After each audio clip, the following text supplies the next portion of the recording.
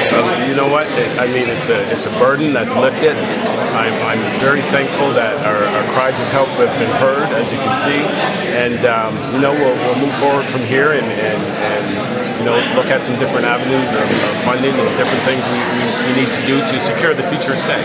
I mean, it gives us that footing, you know, like we're not day to day or we're not month to month, so this is going to secure us a good year where we can get around the tables and you know, the think tanks and the board meetings and, you know, start to really you know, look into the directions we need to go to secure STAG.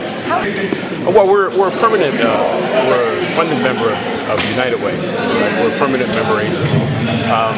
Heavily, we were funded through the bingos, and you know, without going back to that story again, we all know what happened there, and that's where we lost. I would say probably about 80% of our funding.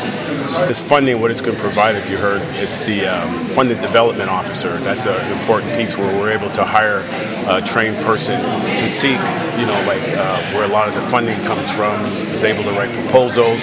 So that position, there's in the 200,000, I understand there's 50,000 built in for that position for this person, and you know, that's somebody that we need as part of our organization, because you know that I myself have been doing a lot of that as far as the proposal, you know, running the building, working with the kids. So I've been a one-man band. So now that we have that position, we'll be able to fill that position. This person will be that person's job description will be to find where the revenue is, find the different grants, write the proposals, and that kind of thing. So, you know, it takes a lot off my back too.